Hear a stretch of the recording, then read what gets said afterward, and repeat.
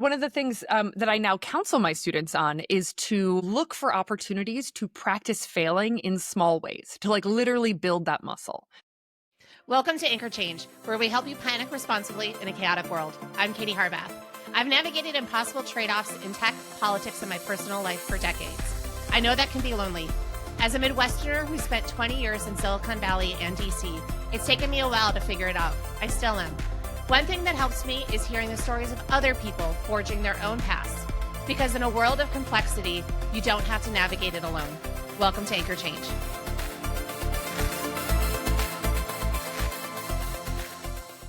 Hey everyone, welcome to season 4. I'm so glad to finally be back in the podcast saddle. We're now known as Anchor Change. I figured I better rebrand everything to just make it easier. But we'll still be talking about impossible trade-offs, panicking responsibly, all of those good things. But we have a really great lineup for this season, and we're kicking things off with Christina Wallace, the author of The Portfolio Life. Now, I wanted Christina to be my kickoff interview because when the book first came out in 2023, I was a couple years into consulting and I had a hard time defining to people about what it was that I was doing because I'd rattle off all these different clients and all these different projects that I was working on, and people's eyes would glaze over right away. But by talking about having a portfolio life and working on a lot of different projects gave me a way to define it. And not only that, the book gives really great tips that we go into in the interview about the role of failure and getting used to failing, about having a personal board of directors and people that you can rely on, about the questions to ask people to help define your unique niche and what it is that people might want to hire you for. And with so many people right now thinking about their careers and having to think about the next step in their careers, I thought this would be a good interview to start with. So I hope that you enjoy. Christina, welcome to Anchor Change. Thank you for having me. So I want to get right into it because given the current state of economic, technological, all sorts of uncertainty in the world, a lot of people are feeling their careers are unstable or unpredictable. And so how does adopting a portfolio life mindset prepare someone to thrive in today's world? Yeah, I mean, I think as exactly as you noted, the disruption feels so volatile right now. And I think people have always felt a certain degree of volatility, but it is hard to disagree that this level of volatility is unprecedented. I remember an Instagram post at the beginning of this year saying, all I want to live is in a precedented world, right? To go from once in a century pandemics to, I don't even know. Our generation has had how many once in a generation things that we've had to deal with? Correct. We're on like number 5. So the only way to future-proof in a world where the future is this unknown, right? It's black swan after black swan. You can't plan for that. You cannot predict what will happen and then put contingencies in place. The only way to future-proof is through diversification. And so this is where the portfolio life is really, really powerful. Diversification, as you know from a financial portfolio, means being able to offset risk within your assets by looking for things that are either uncorrelated or negatively correlated. So these two assets don't rise and fall off of the same economic news. They're not targeted to the same industries or the same geographies. They're somewhat independent of each other. And you can think about your life and your career in much the same way. So from a career perspective, you might say, well, I've got my main job, my real job. I use that in quotation marks because I think all sorts of jobs are real, but you might have like a full-time role. But as we've seen, like even like full-time real jobs are very uncertain. You might be the next round of layoffs under no fault of your own. So it probably is wise to be thinking about their opportunities to freelance or build a consulting portfolio? Are there networks or relationships that I might want to start building, especially if I've been in my current role, my current company for a while, right? If you've been in that job 5, 6, 7 years, you might have gotten pretty comfy, which is the most dangerous spot to be in.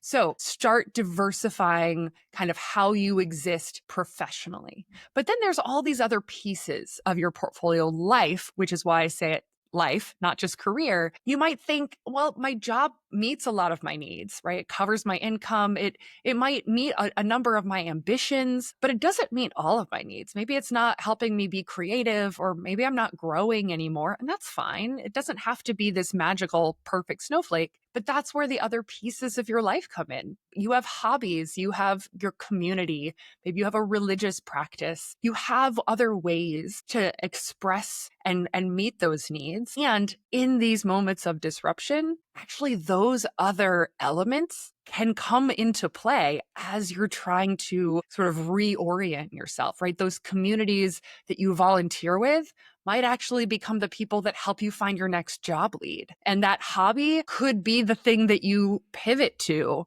when your industry gets completely upended. And I have lots of stories of this in the book to try to help spur really creative ways to think about how all of these pieces that make you who you are can come into play as you think about what might come next. Because gone are the days of a linear life and pick a career at 22 and ride it into the sunset. Oh, yeah, no. I mean, I tell people I worked 10 years at a company that didn't exist the day I graduated college in '03. And that was only 20 years. Like, it wasn't that long ago. Yes. Not that old.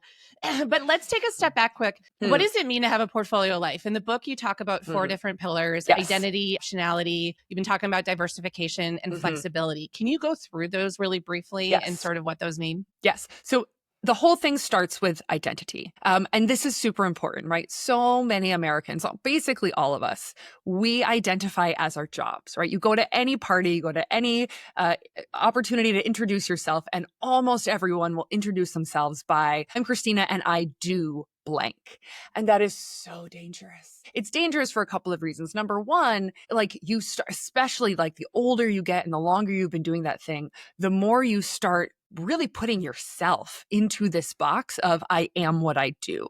And you start like you are the one self-limiting into I do one thing. It's not the world, it's you. But the other reason this is dangerous is because if you are your job, then you can lose your income and your identity in the same conversation, which is not a great place to be. This is why layoffs feel so destabilizing, why getting fired feels like the end of the world. So I start with identity because in some ways, this is the piece that I want to help you diversify and to build a foundation for that is separate from your work. But it's also crucial because so many of us, as we kind of grow up and try to become serious, we take pieces of who we were in high school and college, pieces that were really important to us, hobbies and sports and creative outlets and all these other things that were a meaningful part of how we identified. And we kind of put them in a closet or, behind the sofa, and we say like, okay, I'm a grown-up now. I got my suit and I am a serious person. And we forget that we have all of those skills and perspectives, and even like how we grew up, the communities and the worlds that we inhabited in our childhood. All of this feeds into how you see the world, and that is relevant to what you offer when you step into a room. And so I give this example of how I started identifying as a human Venn diagram, in large part because it gave me a way to make sense of my crazy path. I say I've built this life at the intersection of business, technology, and the arts, but I also argue that everyone is a human Venn diagram. And if you start to do the work to kind of piece together, like, what are these circles that I inhabit? And you see that you are more than one thing. Then when you need to make a pivot, you can look back at that Venn diagram and you're like, what are all the pieces that I could pull into play? I might not be using them. It might be a couple of decades since I've had to pull that piece of me into play, but like I have it. So we start with identity. Once you recognize that you are more than one thing, then pillar 2, optionality, it becomes super easy to recognize you can do more than one thing. right? I came across this really great illustration that Tim Urban was so generous to let me reprint in the book that is sort of, it almost looks like a mammogram to any of us who have had the pleasure of those. If you know, you know. But it's sort of this chart that kind of shows all these paths that we could have been, right? You were born, and then there's all of these paths that we could have gone on, and then there's like the path that we ended up going on, right? All the doors that we didn't choose, and we sort of end up in this one very specific point in time. And everyone recognizes, right? You can look back and be like, oh, the people I could have been. And that seems really easy to do. And we all do it with a little bit of regret sometimes. And yet so many of us think, but there's just one single line going forward from this point I'm at. Like, of all the multiverse of people we could have been, we also just have this perspective that there's a single person we are from here until we die. And it's so weird that we can believe both of those things at once. And so this chapter, this idea on optionality, is really to enforce you have just as many twists and turns ahead of you. Like, if you're not dead, you still have options, but they are only available to you if you see them, right? So much of our limitations are self-imposed. So you have to get out of this mindset of like, I am blank, I do blank, and let yourself see the available paths in front of you. And this is crucial as we get to pillar 3, diversification, because you can't plan for the world going topsy-turvy. There's no way. So you just have to diversify. You have to have lots of different eggs in a couple of baskets and then respond when the things happen. And hopefully, because you have this optionality, because you have all of these tools in your Venn diagram, you still feel some agency in all of this. You don't feel like life is happening to you. You still like you have choices in the matter. And that brings us to the 4th pillar, flexibility. The whole point of this model is that you are in control and you can design the mix of your portfolio for the season of life you're in. And then when that season changes, when your needs change, then you rebalance your portfolio. Like, we do this with our finances all the time. There are seasons when we can take a ton of risk, and there are seasons when we're like, yeah, let's be in like fixed assets and cash. Yeah, exactly. Right now might be one of those times where you're having those conversations. And so you can do the same with your portfolio. Like, I had a very different mix in my portfolio before I had children. And then I had 2 small children in quick succession. And I was like, oh, hold up. Like, we need a different balance. I need very different things. I need autonomy. I need control of my calendar. I need on-site daycare. I need an office with a door that closes. And so I have to redesign what that mix looks like for this season. And then the season changes. So it's this notion that lets you reinvent yourself and remember that you might pull things to zero for a while, but they're not gone. You can always pull them back up when the next season comes along. I mean, right now I'm finding myself, so 10 plus years ago when I started early on in the 2000s, I was teaching people a lot on how to use social media. Mm-hmm.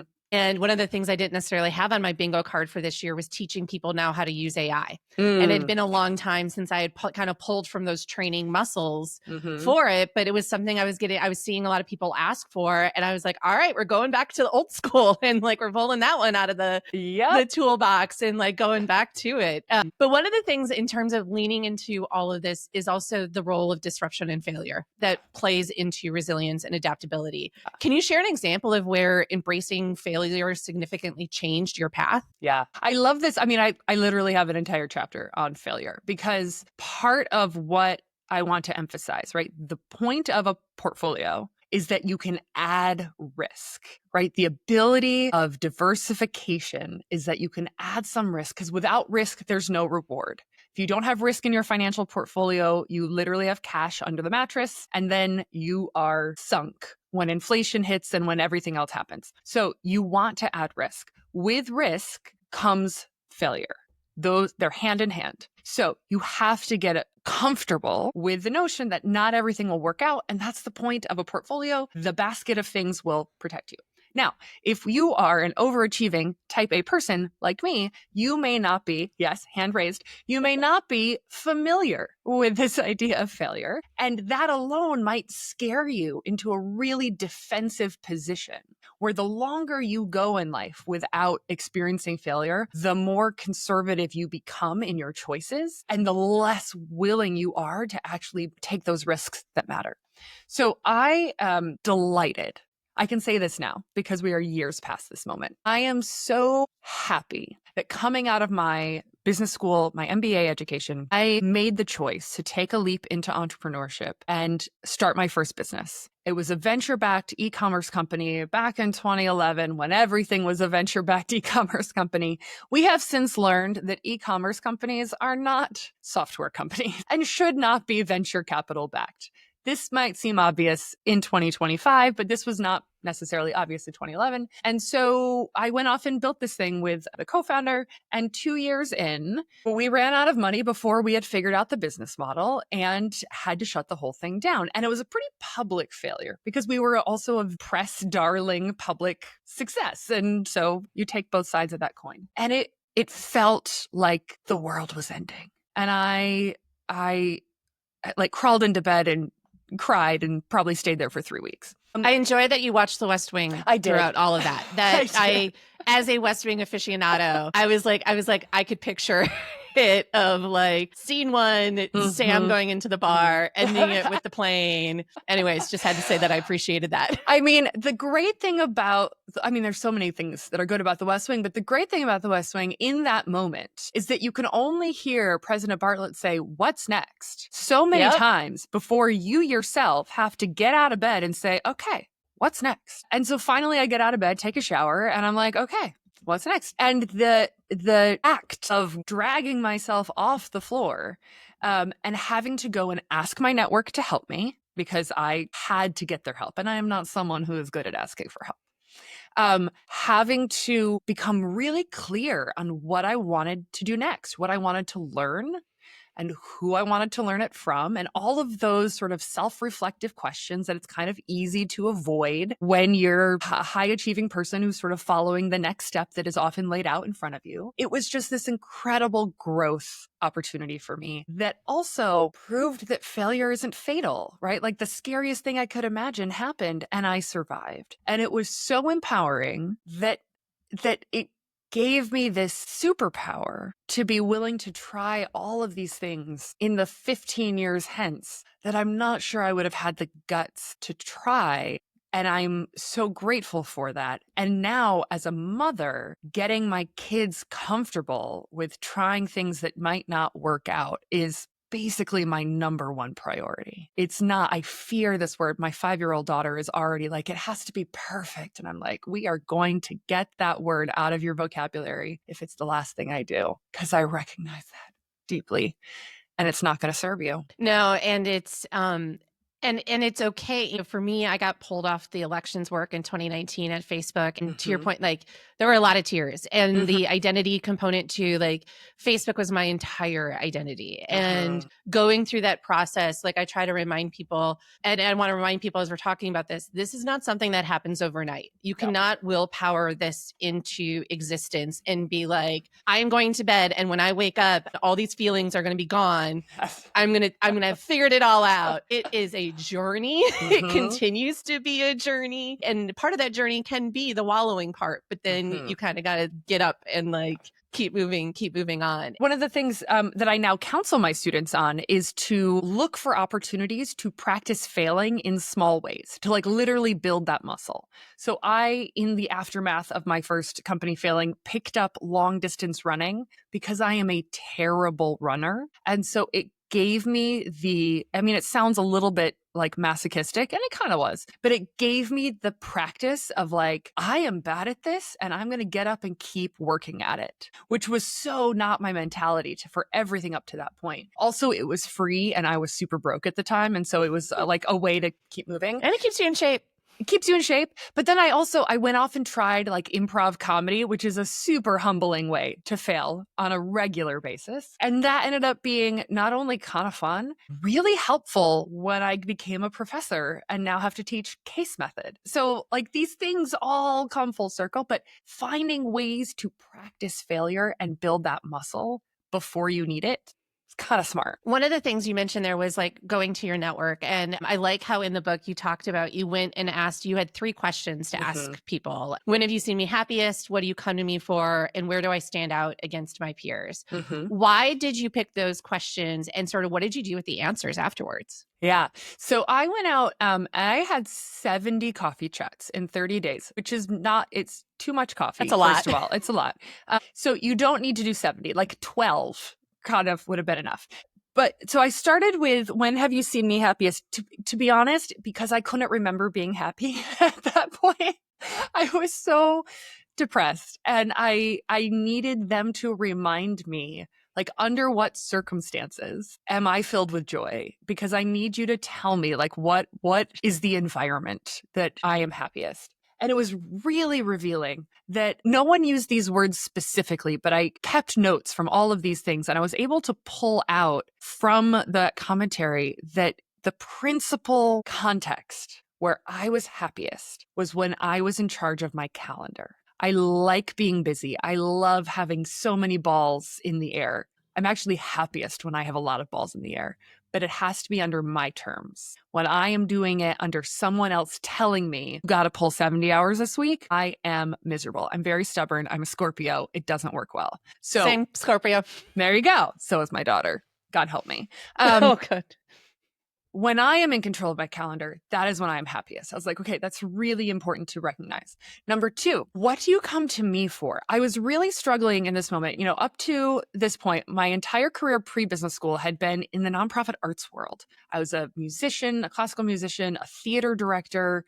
I'd worked at the Metropolitan Opera and a management job. And then I spent this like one crazy year at BCG in management consulting. That was the year where I didn't have control over my calendar. And then I had a failed fashion startup. I was like, I literally have no skills. Like, who's going to hire me? And so I went to them to basically say, like, under what circumstances would you hire me, right? What is that moment where you would say, I should see what Christina thinks about this? And it was super insightful because they all came to me for things around storytelling, marketing, understanding positioning, finding the through line of their resume or of a product launch. Or I was like, okay, I would have never called myself a marketer ever, but that's what all of them saw in me. I was like, that's really important. And then the last one, where do I stand out against my peers, was kind of like a throwaway question, but it turned out to be that, like, this is that thing where we all don't always see what we spike at,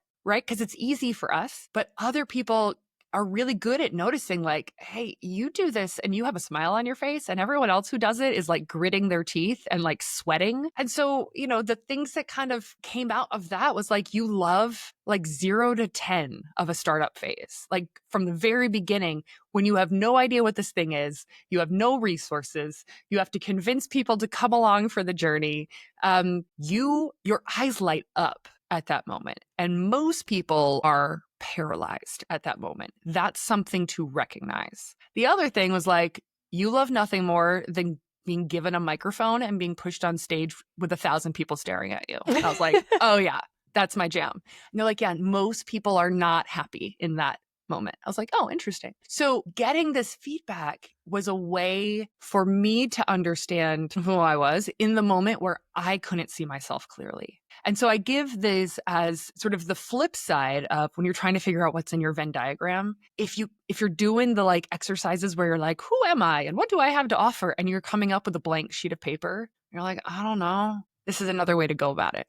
Get the people who love you and who have seen you through different contexts Get them to tell you who you are. I like too that you also talk about putting together a personal board of directors. The first time I actually heard it, I had a mentor who, when I was considering leaving Facebook, I sent her my initial sort of plan and thoughts, and she called herself a part of my kitchen cabinet. And I was like, oh, I never kind of thought about that. And then in your book, you talk about a personal board of directors. Can you kind of talk about what that concept is and how those have helped to influence your sort of decisions and direction? Yeah, it first sort of came about because in the nonprofit arts world, most organizations are very, very small. And the handful that are large, like the Metropolitan Opera, are kind of hollowed out in those middle ranks. So like you're either a director of marketing or you're the marketing intern. There isn't really that that sequence of cultivating new talent and sort of all of these programs and mentorship and the executive training that you hear about, the storied like GE program that used to exist. And even when I went to BCG and they're like, oh, it's time for you to go to your annual training. And I was like, what is this magic? And then when I went to startup world, like there is none of that. There is none of that. And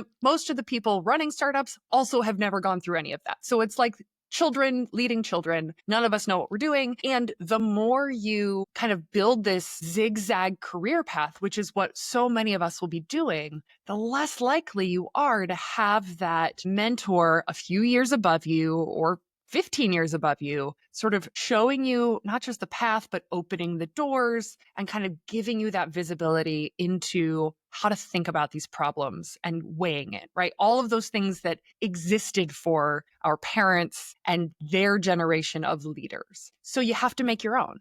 That's the alternative, right? You shouldn't be going through this on your own. You have to build your own kind of board of advisors to offer that input. And I had the great sort of luck to stumble into this multi-generational network of women in New York when I was first getting started in entrepreneurship. And so I didn't even realize how valuable that multi-generational lens was. Like I wouldn't have sought that out. And yet being able to overhear conversations that were a couple of decades ahead of what I was going to go through those moments was mind-blowingly helpful. That I was like, oh, this board of directors can't just be people that are like a step or two ahead of you. Like I don't just want another startup founder who raised their round 2 years ago.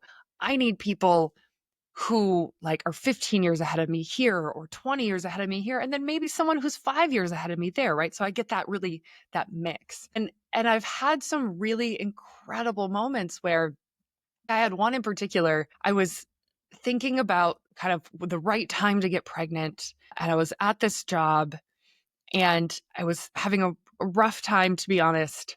And I got some feedback from my boss. It was kind of performance review time. And I was so nervous that I was like, I'm worried it's kind of going to be mixed feedback.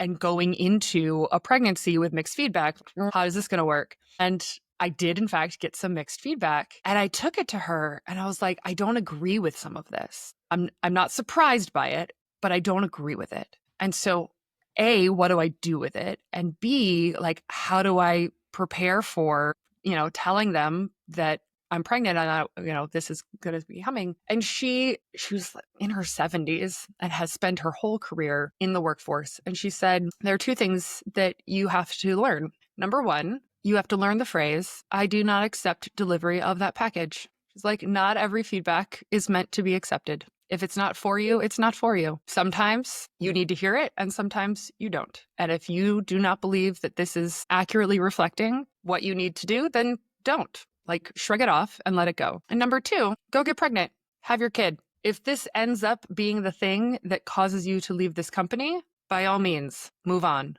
and take your full maternity leave before you do. And I was like, oh, but am I setting women back if I stay and then get my 3 months and then leave? And she goes, absolutely not. You earned that. That is part of your package. I was like, okay, I'm not going to feel bad about this. She's like, absolutely not. And this is all advice that I would give another woman in my position. But in that moment, I needed someone else to say it to me. Yeah, because sometimes it's very hard because you get it, at least for me, I get in my head, right? And so like Yes. having somebody that you can kind of bounce this off of and they're like, no, like this is, and it's just helpful to have those sort of people. And I really like too the generational differences, because one of the things I'm trying to do with this season of the podcast, I'm going to have somebody, she's 70 and she has this writing retreat that I went to in France. And when I was there and she was talking about how she's even pivoting in her own life and trying to figure that out, right? This is a lifelong thing that people go through. There's not a moment in time where you're like, all right, I figured it out. Here's what we're doing for the rest of our lives. Yeah. Now, another thing I really like in the book is you talk about somebody telling you that they would rather they themselves be memorably well lopsided rather than forgettably well-rounded. And I was having a conversation with a student yesterday who was like, well, my mom says I need a job that I have a picture of everything that's happening and I'm not like super like hemmed in. And I was like, well, there's benefits to, I go, I built, I talk about some people will have times where they're a mile wide and an inch deep on a lot of things. And then there's times where you're an inch wide and a mile deep. And I think both of those are beneficial. But can you kind of go into that a little bit more in that story and sort of how people should think about that? Yeah, I find it interesting because, all through our education, we have this emphasis of being well-rounded, right? And it makes sense. When you're in school, you want to make sure you learn all the subjects. You want to have the arts and sports and leadership and all of these pieces. And when you apply to college, you're showing how you're well-rounded, all of these things. And so we get this mindset of like, oh, I have to do all the things and I have to do all the things really well. And even in our first jobs, we get that first review and, they say, these are the things you do really well. And these are your opportunities for improvement. And I think all of us, or most of us, certainly I do, ignore the feedback of all the things you do really well. You're like, yeah. Get to the stuff that I can improve on. And then that's all you remember, the like opportunities for improving. And then you focus on that. And there comes a point that's probably even useful when you're 22, but there comes a point where you shift pretty early, I would even argue, in your career, sort of late 20s, where being well-rounded is not an advantage anymore. Part of when I went out and asked the people who knew me what they saw in me was, where do I spike against my peers? Where do I stand out? And what is that thing that I do 10x better than everyone else? And those are the things where I can get significant leverage and do so much better for not a whole bunch more effort, right? Like that's where the impact is so much greater. I'm not doing 10 times more work. I'm doing the same amount of work, but I'm getting 10x impact because I have that advantage. And so when you're looking for sort of where is that thing that I am super well lopsided in, like that's the moment where you start in these reviews looking at, what am I excellent at? And then that's where you start thinking, are there opportunities for me to double down on what I'm excellent at? And to start moving away from those things that I'm maybe not great at. Can I outsource some of those pieces? Is that something that I can get out of my job description entirely? And as you think about, you still, I agree with you, like you still want to have sort of a big picture understanding of how your role impacts the organization. Certainly, I always counsel people to have a really clear understanding of, are you a cost center or a revenue driver? And what does that mean?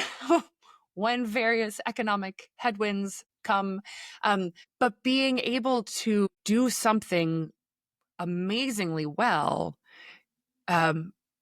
allows you to have a very specific go-to in a way that when I have, students or friends come to me and say, hey, I'm looking for a job. And I'm like, great. Like, what are you looking for? And they're like, a job. And I was like, a job. I can't help you with that. Like, what do you want? Do you have an industry? Do you have a size? Do you have a role? And they're like, I'm kind of open to anything. That's not useful to me.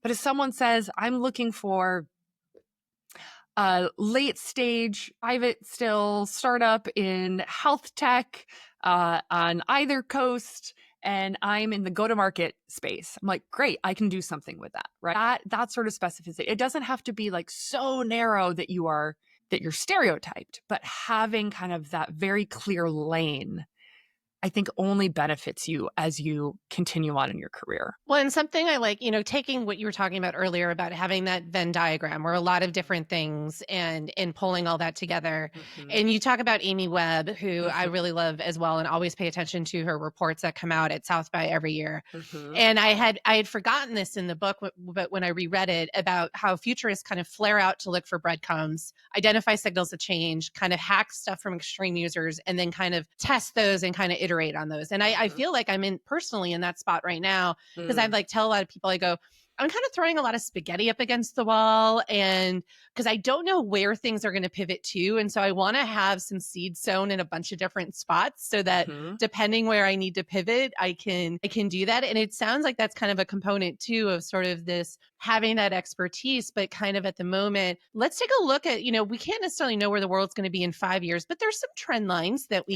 that we can see. Can you go into that a little bit more? Because I think that this is something where a lot of people are at, but they're not quite sure how to maybe execute on that. Yeah. And I think this also kind of connects to seasonality as well, right? There might be seasons of your career where you say, like, I'm going to get really focused and specialize for a few years, really build an expertise, my network, my brand around this particular skill, because I think it's going to help me. And then you say, great, now I've achieved this level. Now it's time to flare again. I want to see the bigger picture of what's going on in the world. I want to build my network more broadly again and kind of be open to that.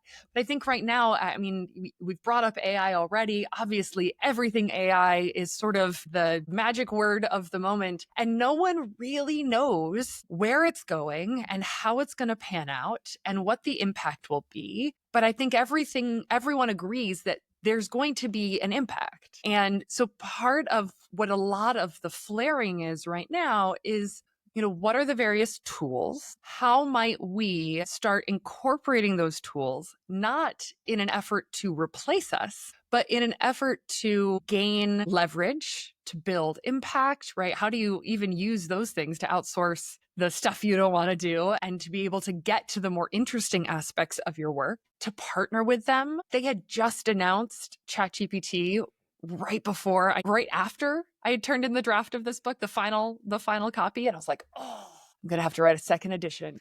As I kept reading the book, I was like, there are things where you were talking about, like, all those interviews you did. I was like, my God, you had to do that all, like the Post-it note thing and all that. You could have thrown that all into ChatGPT and been like, help me find themes. Like, all of the synthesis, so much of what I talk about too is like, it's so much easier to do these exercises with a partner because you can always see the answers in someone else's life better than you can see them for yourself. But I often use generative AI as a brainstorming partner. I'll use them as like here's a whole bunch of data. Like, do you see trends or help me kind of make some sense of this? And you could absolutely use them for the Post-it exercises. But I think for right now, some of the big flaring is like, what are some of the foundational models, the big companies, the technologies that are going to win?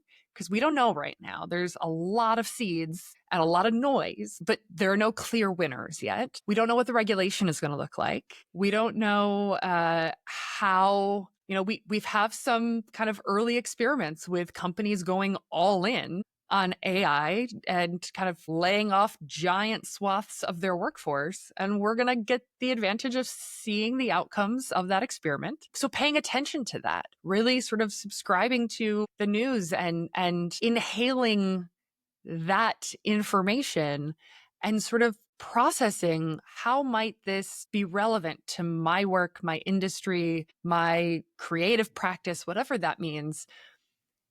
And as you start seeing writing on the wall, seeding whatever else you might need to seed in order to have pivot points available to you. I think that's a big reason why I'm getting the people being like, can you teach me how to use AI? Right? Because they were so scared of it. I mean, they were told to be scared of it.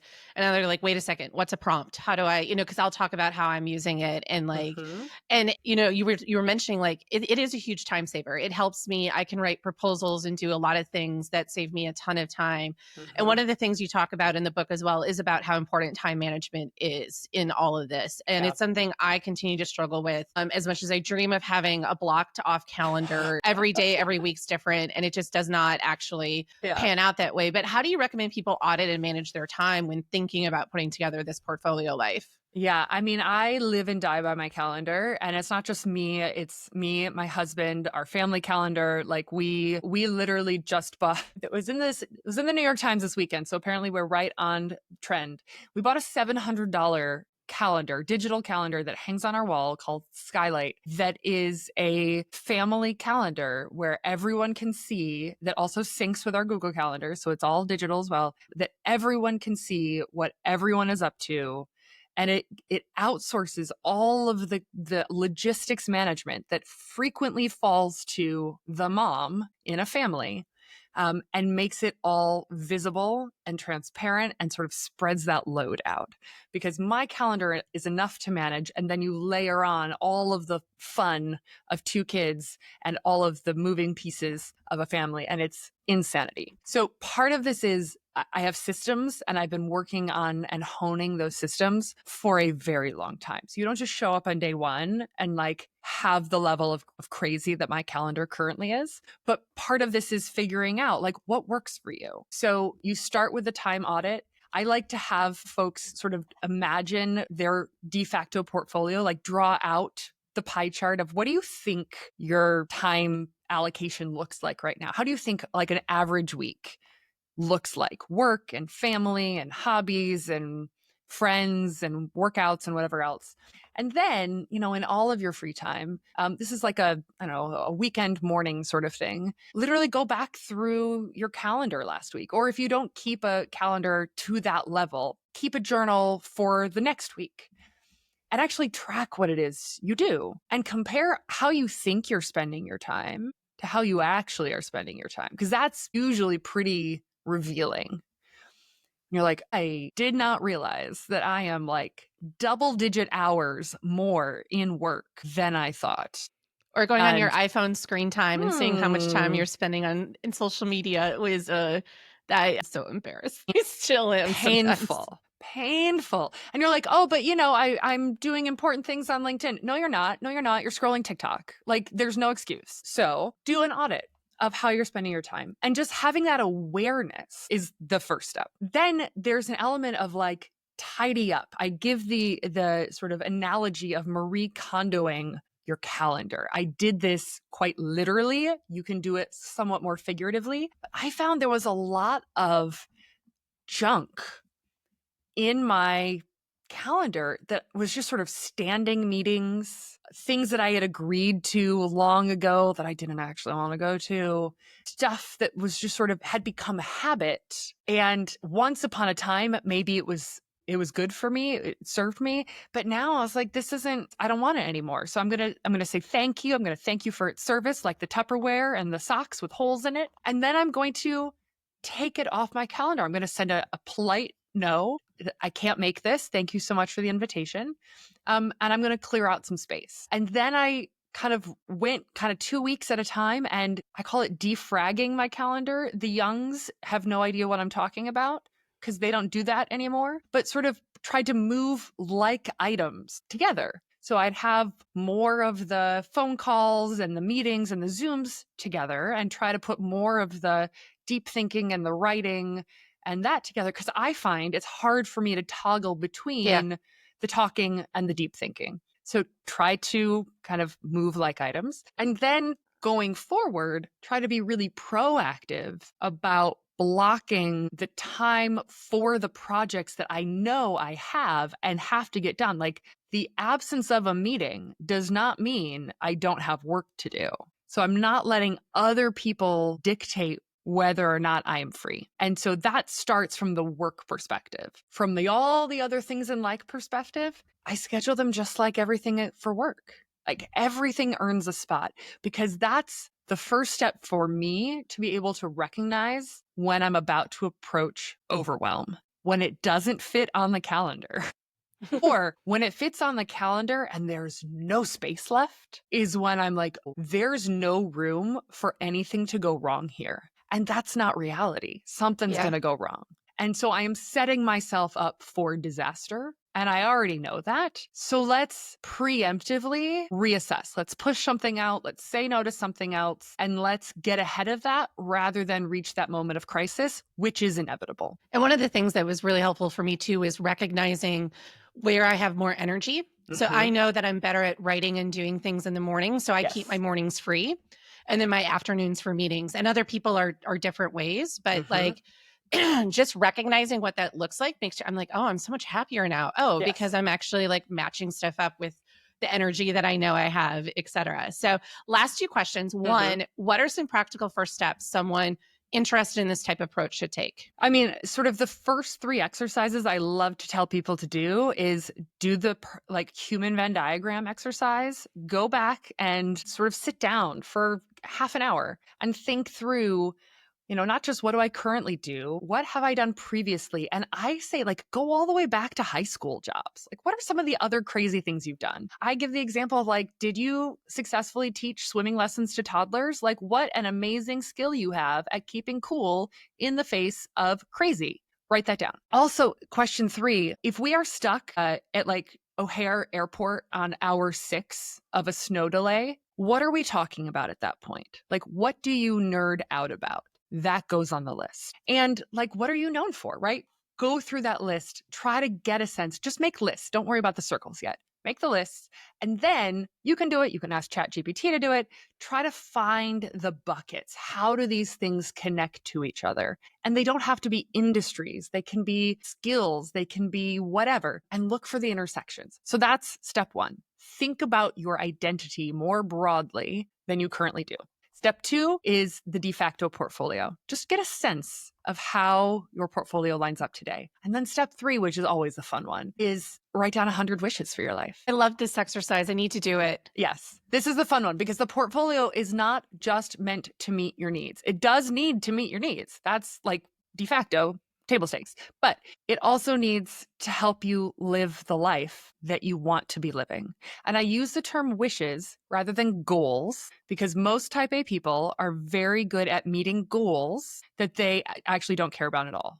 Like, you say it's a goal, I will achieve it, even if I don't care. So this is not about goals. This is about wishes. And the first 30 or so are pretty easy to write down. They're usually related to your job. And then the next 30 or so are a little bit trickier, and you start writing very silly things because you're just trying to fill up the list. And then at about 60, you start actually being honest with yourself. And you write down the stuff that you haven't had the guts to say out loud, even to yourself, in a very long time. For me, 61 was, I want to win a Tony Award. And I thought, even I was taken aback by that, writing it down. I thought, that's like, really strange. Yeah, I was like, because I was a theater major. I was a director early on in my career. And then I left professional theater. I left it. I went off to business school. I became an entrepreneur. And now I'm a professor of entrepreneurship. Like, what does that mean? I'm doing nothing that would get me closer to that. But I was like, okay, clearly this is an indication that I'm not done with that piece of me. I don't know what I'm going to do with that insight, but I'm going to listen to that signal. And then 3 or 4 years later, I had my first opportunity to invest in a Broadway show. And it was the easiest yes I've ever had. And then that sort of snowballed into, I now have a Broadway production company, and I've co-produced 7 or 8 shows. I have 4 Tony nominations, no award yet, but we're on that path. And it's become this huge piece of my portfolio, because I listened to these wishes that says, hey, you actually really miss theater. Let's find a way to bring that back. I love that. Last thing, where can people find you? On the socials. I'm on LinkedIn and Instagram. You can follow me on TikTok, but I don't post. And portfoliolife.com. You can join the mailing list. I send you nothing except you can download a free workbook if you join the mailing list. So it gives you all of these workshops and more to kind of get you through these exercises. And they got to buy the book, The Portfolio Life. Well, sure. Go buy the book. We got a minute. Well, Christina, thank you so much. This has been a fantastic conversation, and I just really appreciate you sharing all of it. Of course. It's been great talking to you, Katie. I really love this conversation with Christina. She reminded me of so many things that I even want to do for myself as I'm rethinking about where I want my career to be going. I particularly enjoyed her thing about 100 wishes. I started my own list. I think I'm up to 50, maybe not even that many. But I definitely need to sit down and finish that. But I highly encourage you to pick up the book. I also, if you're interested in how I've navigated some of these pivots, there's a section on my newsletter at anchorchange.substack.com about career advice. And one of my more popular pieces is how I navigated my post-Facebook transition a couple of years ago. So highly encourage you to check that out. Please subscribe and please share this with anybody that you think might be interested. Now, next week, I'm really excited because we have Susie Dean up next. Susie is a content creator, a small business owner, an entrepreneur who used to be a teacher and then shifted during COVID. And so be on the lookout for that next week.